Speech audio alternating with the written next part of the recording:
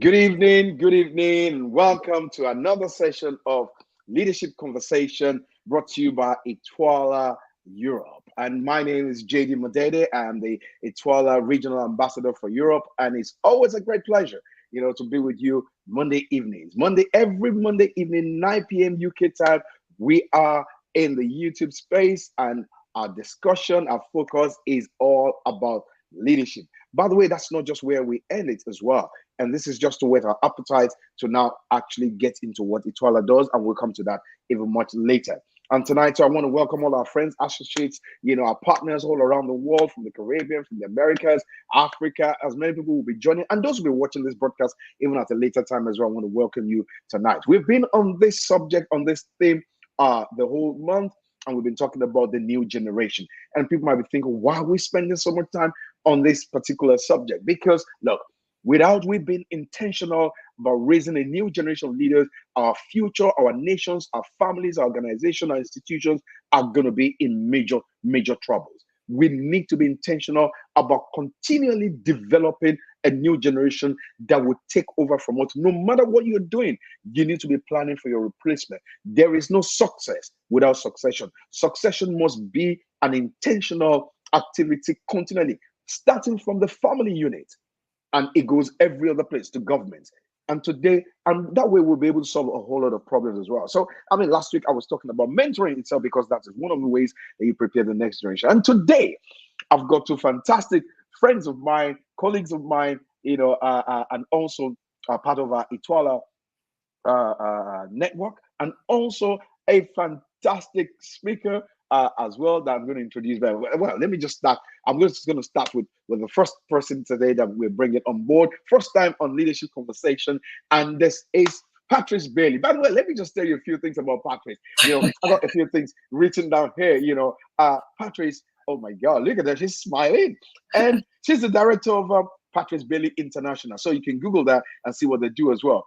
A trainer and a consulting company, which is committed to equipping and empowering minority groups and underserved communities with the, oh my God, can I see here? With the resources, education, and opportunities to become economically independent through entrepreneurship. That's a whole lot of things that we just got it in there. But very important, Patrice is a trainer, number one. Number two, she's a consultant. Number three, she's a speaker and a community advocate as well. And she's been doing this for the last, I think, about 15 years that she's been doing this. She has a deep passion. And when somebody's passionate about something, you got to watch out for their passion as well. Patrice is passionate for equity and pulling down structural barriers that prevent all people from being able to fulfill their potential. My God, I think that's exactly where we're going. Our goal is to help tens and thousands of individuals from undeserved communities and minority groups gain the knowledge, skills, and network and finance needed to unlock their creativity, their innovation, and potential as well. Now, you got to understand that she's also been in a capacity of working professionally, with schools, primary schools, high schools. Now, that is the place to catch them, especially when we begin to talk about, the next generation. If you can go as deep as that, then we surely have some hope, and working with them in the assemblies where she encourages young people to take advantage of their learning opportunities and inspires hope. Our prophecy to them is this, and I love this: you are all unique and capable of doing amazing things. You are all unique and capable of doing amazing things. Can you imagine somebody telling you every day that? Some of us, we didn't hear that. All we heard was that you are nothing, you can become nothing. Look at your head like a coconut head, and you just be like your dad. And you listen to that continually, it's discouraging. So as a speaker and trainer, workshop curator and facilitator, Patrice delivers hard-eating truths, to empower and equip areas to aim high and to activate and maximize their potential. Please, Itwala Europe, welcome with me, Patrice Bailey tonight. Patrice, come and say something to all our friends tonight. Hi, good evening, wherever you're watching from. It's an honor and it's a pleasure to be on this platform. I'm really looking forward to speaking and having a conversation about this topic, which is really close to my heart. Fantastic. I was quite deliberate about this as well, because your passion for young people, is one of the reasons why you're here with us. And I have, secondly, a brother, a colleague, is also part of the Itwala network. I've been working with him for years. I've had the opportunity of having on some of our fantastic stages to speak as well. This is my dear friend and brother, Kunle Banwo, who is solely committed to representing God's kingdom and the reality of Christ's life in the corporate world and in the society. Now, you got to understand that is coming from a background, and you hear him from that perspective. He works as a personal development coach in corporate and charitable establishments, while also helping businesses to transform decision support processes and systems. It creates value with clients across multiple business sectors through business and information technology consulting, helping to create business and information strategy and improve people development, corporate processes, and system integration. Kunle holds a first degree in computer science and obtained an MBA from Liberty University, Virginia. Is a certified John Maxwell coach, speaker, and trainer, and consummate investor in professional career and youth development. Please welcome with me, Kunle Banwo. Please, Kunle, say something to the people. Good evening, and a good pleasure to be here with you. It's a delight anytime I'm invited to share any thought at all or conversation on leadership development, whether it's for youth or for anyone at all. I just think that leadership is our past, is our present, and our future. So, fantastic. Thank you so much. Thank you. And if you're joining us for the first time, somebody's invited you, or you just ran into this session, or you got an invite, please, if you've not subscribed to the channel, please do so and click on the notification bell as well, so that you can always get alert from us when we're on air as well. And you can always go back and watch this and also share with your associates, with your network as well. This is Itwala Conversation. This is Leadership Conversation with Itwala Europe as well. Now, let's go into the topic. We don't need no preamble again. Now, both of you work with young people, and you're still young. I think I'm a bit younger, but you're the youngest. Okay, put it that way. All right, so we'll go to the youngest. Okay, and I want you, Patrick, and I know you've been working with different sectors, and especially the work you guys have been doing, especially with young people with the crime in London and things like that as well. We need a developing world as well, to get to have a future. We need the next generation. Now, I need you guys to share with us, and because a lot of people watch these things, practical ways you would prescribe in developing our younger generation for leadership, especially. What are your thoughts? What are the things that you've seen? What are the things that you've worked on with, a younger generation in the past that we can take, a template, or we take notes from, especially when we begin to apply some of our developing nations, Africa, the Caribbean, and some of all these other places. Please, the floor is yours, Patrice. For me, what I have found is we need to re-educate and reimagine the possibilities for the young people. It's about changing the frames of reference from where they're looking at the world from. It's about shifting their mindset, having a paradigm shift. That's what I found, because everything starts with their beliefs. And at the beginning, you made a joke about, empowering and disempowering you. When we're disempowered and we're told we can't make it, or look at your head and look at all of these things. Yep. And we have to, my thing is equipping and empowering. We have to invest in equipping and empowering our young people. That is the way Jesus equipped and empowered his disciples. He was the greatest leader. He mentored them, he equipped them, and he empowered them. He instilled in them what they needed. And so for the young people, they need to be guided, they need to be directed, they need to be empowered to know that they have the strength and the confidence, and to understand that they have a destiny. There is a uniqueness about them that is needed. There is a role for them to play. And where it starts from, young people, I hear, are quite discouraged because what they are seeing out there. I'll give you an example. My son is 24. And he said to me, Mom, when they're looking on social media and all these young people and they're making 30,000 a week and they can't compete. So they want the success, but without the process. They want without the success, process. without the process. And that success, and what they have to understand is that you can have that success, but there is a process that's going to come with it.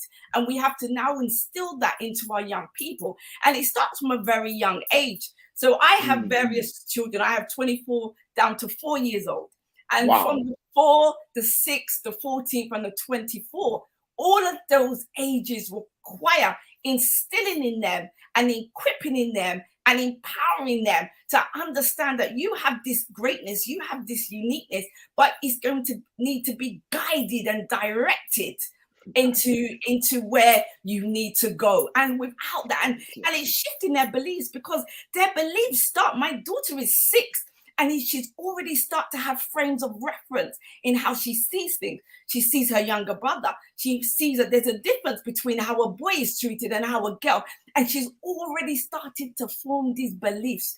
So as a parent, as an authority figure, as a leader, we have to be very intentional in how we are raising up and training up the next generation. So for me, it's about equipping through programs, re-educating, not taking away the academia, but there is a way that we have to re-educate. We have to instill certain skills. We have to instill interpersonal skills, social skills, all of these things, leadership skills, public speaking skills. There's these soft skills.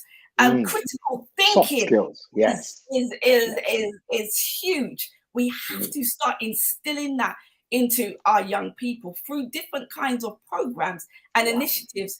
And the government, private sector, financial sector need to invest, because when I looked at it, in Africa alone, the African youth will, by 2030, I think it is, be 42% of the global youth. Wow. Can you imagine? Wow, that's a lot. Of global youth will be in Africa. So if Africa doesn't wake up and do something, Africa will be in trouble. Oh, yes. Imagine the millions of job seekers. If we don't empower them to be to not even be seekers, but to be creators, to be able to, like, there needs to be a government initiative to empower these young people, because otherwise Africa will be in trouble, because we will have disenfranchised, discouraged young people, which is almost 50% of the global youth. Imagine. Wow. Now this is deep. You've talked about re-educating, and I always say to people that the kind of education system we have in place right now is a big scam.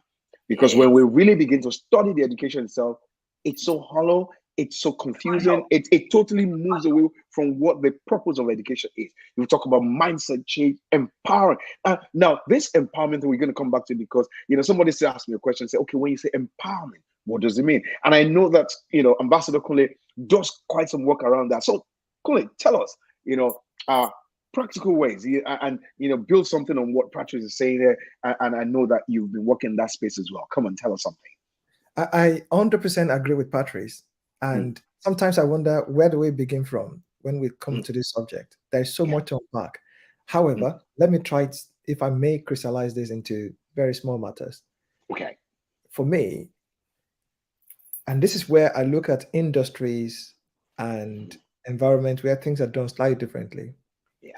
First and foremost, in the production process, you have to define what product you want to create.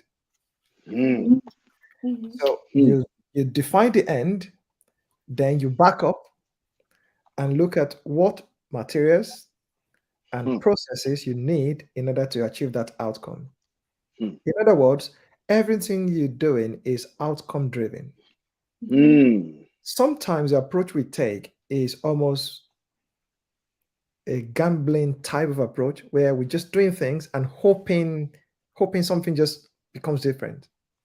And for me, that's been very unintentional about this.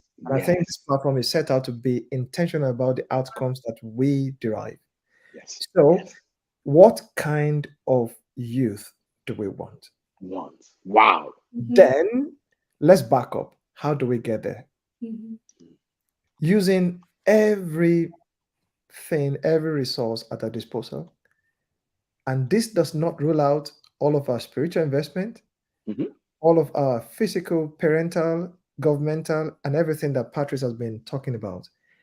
Everything has to be seen as resources and inputs to achieving the outcome we want. Mhm. This, if you look at it in every industry you go to, whether it's banking, whether it's typical manufacturing, pharmaceuticals, this is what they do. We want to Mm. get this product, and then the process is created to achieve the product.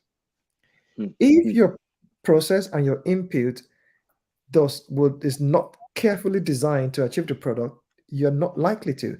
As a matter of fact, even the best companies that still try to achieve some kind of outcomes still have some deviations. That's what you call factory defects, isn't it? Mm. But even that's even with their best efforts, how much less people who have no intentional approach at all towards their outcomes. And here, this is where I talk to parents. Yeah. If you're not Hmm. thinking carefully about the kind of children you want to give the world, Wow. you're going to have accidental adults. Oh my God. Oh my God. Say that again. Say that again. Say that again. Now, man, this is getting really. I see you guys coming back. Say that again. Please just say that again, because I think that's exactly what we're doing right now.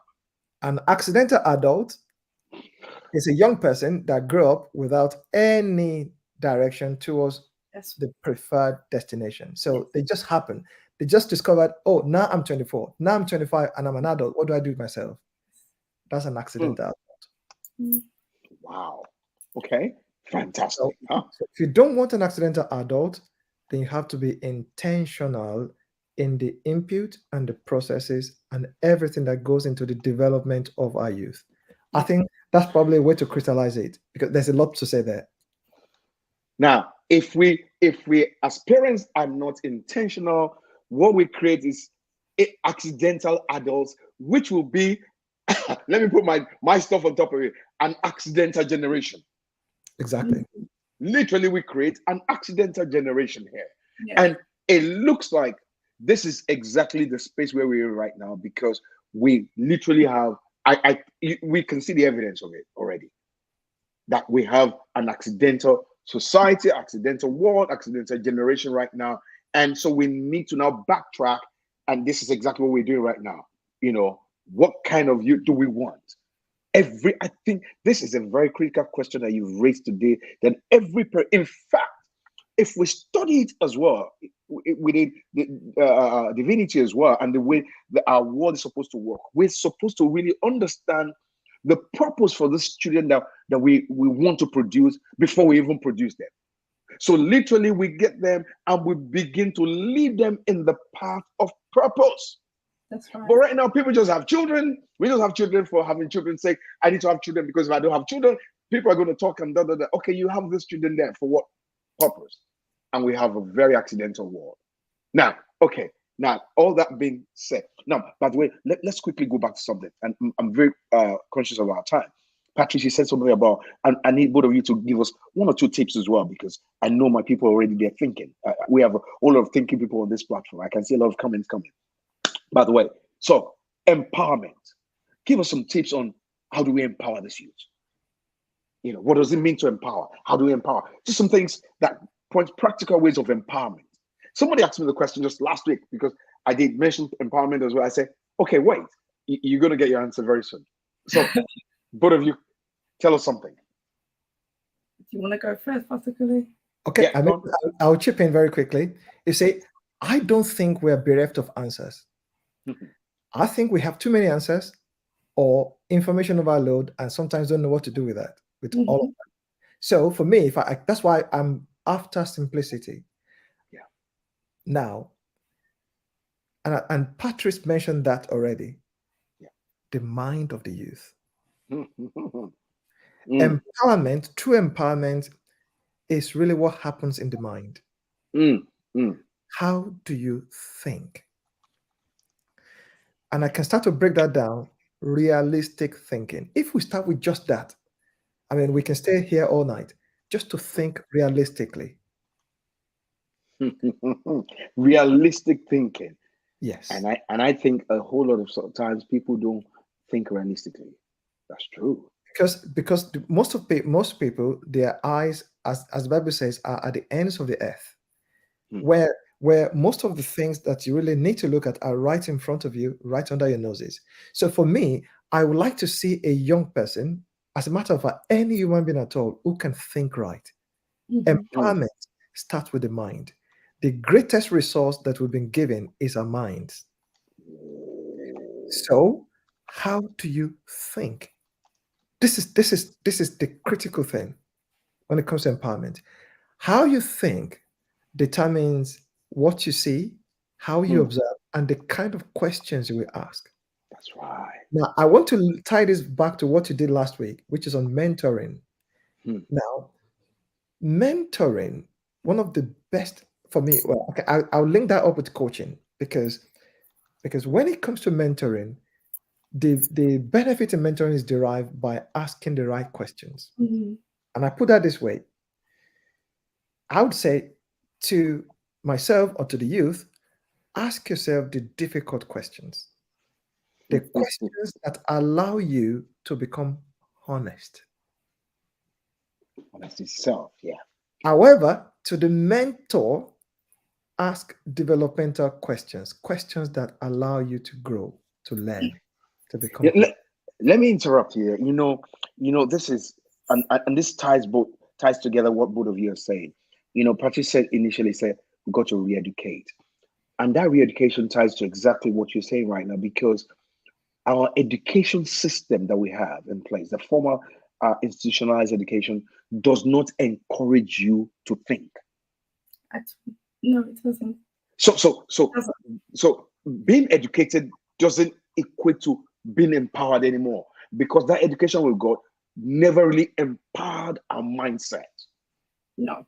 And I think what you just said right now, it just spits it out. Okay. Patrice, jump on this, please. So I will have to agree. My whole thing is mindset, because everything starts from where we're thinking. What are we thinking about? And what Pastor Kunle said about, it's about self-awareness. And we have to teach our young people methodical ways to think. Like, it's step by step. You start with self-awareness. You look at the beliefs. What are the empowering beliefs? What are the beliefs that are going to take you to that destination? It starts with imagination. And so with the young people, as Pastor Kunle said, we have all the answers. Within them are the answers. Within them is the untapped potential. And when he talked about coaching, and it's about unlocking what's already inside of them. How do you unlock? You start to challenge their thinking, challenge what they're seeing, challenge their frames of reference. We have to do that. And empowerment comes with growth. That's why everything I do, I like to challenge. I always do these different challenges, because with challenge comes growth. With challenge comes stretching. With challenge will make you start to think, how am I going to get to that destination? They have to step out of where they are. But it takes leaders to be able to, who think correctly and understand how to even ask the question to unlock and unleash what is in that young person. Because if I go back to Africa, for example, within them is all the potential. I always say to people, it's an inside out process. Whatever you're looking for out there is looking for you, but it's you that has to shift. It's you. You have to now do the work on yourself. And when you start the work, it will find you. You don't need to go out there it's going to find you. But we now have to empower, which is strengthen, and give the people the confidence, give the young people the confidence now to actually look within. Everything is within us or within them. But it takes really great leaders. For me, a great leader is somebody that can see what's inside of you and pull out your potential. For me, if anybody's working around me, you have to leave me better than how you came to me. Right. I want to be able to put out what is inside of you. What is that thing? And now let's unlock it. Wow. The answers, the innovation, the ideas is probably in a village somewhere, but it needs somebody to go in and unlock what is inside of them. help them challenge their thinking, challenge their beliefs, challenge their perception, because everything is through our perception. We don't really see. We see that. See through the eyes of our past. We see through the eyes of culture. We see through the eyes of our environment. We're not really seeing. So when Pastor Coley talk about realistic thinking, is what do you see? And being able as a leader to be able to challenge what the young person is seeing and be able to, I always talk about deprogram and reprogram. So that's the re-education to now erase what's not working and deprogram and reprogram. Wow. Yes. And to replace. But it starts with the vision. It starts, as we know, begin with the end in mind. Where are you trying to get to? What kind of youth do we want to be? Do we want them to be? And so we work backwards. We work backwards from there. That's empowerment. That's equipping and empowering. We work backwards from there. You know, somebody just said on the forum that absolutely self-awareness is very, very key.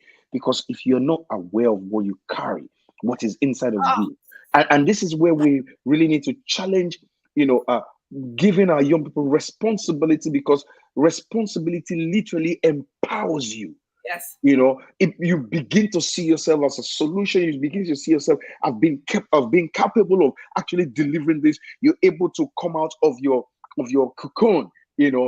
So all this really just ties together. This is fantastic education for young people and also older people as well, because we got to set this environment. We got to set the stage for all of this as well. I'm very conscious of our time, but you see, I'm going to put both of you I'm going to put you on a platform right now, and I'm going to ask you. I'm asking before all the people that's here. We need you back. We need you back for one more session of this next Monday, because we can't finish this. I got loads of stuff I really wanted to ask you guys to talk to us about here today. So I'm going to get a yes from both of you. Is that yes?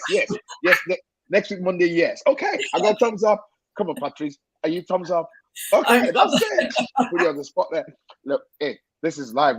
This is leadership conversation. We need to address the issues in our world, and we're just one of the many other voices that we're trying to make sure that we put something in this space. Our world is cringing. Our world is in trouble, and we got to attack this quickly. We don't have much time at all, and that is why I know for many years our late founder, Dr. Myles Munroe, when he was telling us, the thought behind putting Ituala together. That's exactly why this organization is. I've had so much comment this week, and many people that want to be part of the Ituala journey itself. And this, just before we close as well, I'm just going to share with everyone again as well, what does Ituala represent? But before then, I'm just going to say it's been such an awesome time having you both, Kunle Banwo, Patrice Bailey. I mean, you've opened our minds. Like, look, I just want more. It's like I should sit there for the next 1 hour and just soak from you guys, and it's been fantastic. However, we're back again next week, Monday, 9 p.m. UK time on this same channel, same broadcast. Leadership Conversation with Ituala Europe. But what does Ituala really stand for? Please listen to this, and you know why we're doing what we're doing. It's so nice having you. Hi, my name is Myles Munroe Jr., and I'm the chairman of the board for the International Third World Leaders Association. Our organization was birthed to respond to and address the critical need for quality, effective leadership development and training in the emerging developing nations. Our vision is to establish a global network of leaders from every discipline, committed to the highest standards of excellence in leadership training, personal development, mutual accountability, and fraternal support, implementing relevant and innovative leadership philosophy based on time-tested precepts, principles, and values.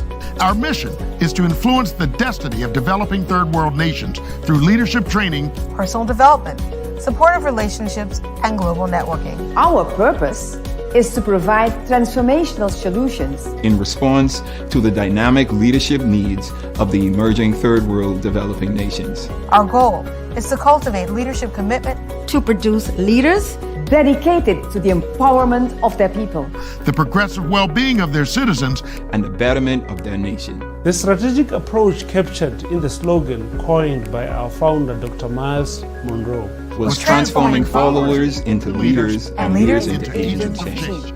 Our focus is national development through transformational leadership. Transforming nations, communities from the inside out. Join us in ushering in this new era of our organization. We are tasked with carrying this vision forward. And we are devoted to ensuring that we leave an unwavering legacy. The organization that produces effective leaders with global reach and influence.